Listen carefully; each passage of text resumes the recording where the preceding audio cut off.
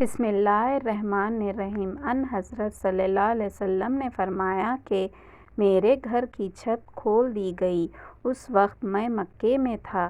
پھر جبرائیل علیہ السلام اترے اور انہوں نے میرا سینہ چاک کیا، پھر اسے زمزم کے پانی سے دھویا، پھر ایک سونے کا تخت لائے جو حکمت اور ایمان سے بھرا ہوا تھا، اس کو میرے سینے میں رکھ دیا، پھر سینے کو جوڑ دیا، پھر میرا ہاتھ پکڑا اور مجھے آسمان کی طرف لے کر چلے۔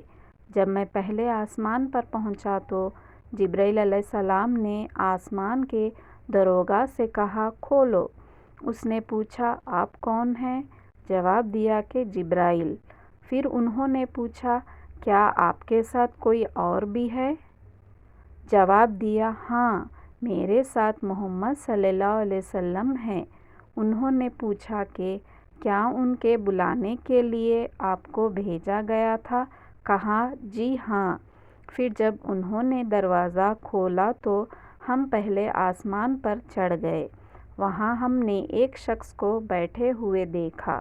ان کے دائیں طرف کچھ لوگوں کے جھنڈ تھے اور کچھ جھنڈ بائیں طرف تھے۔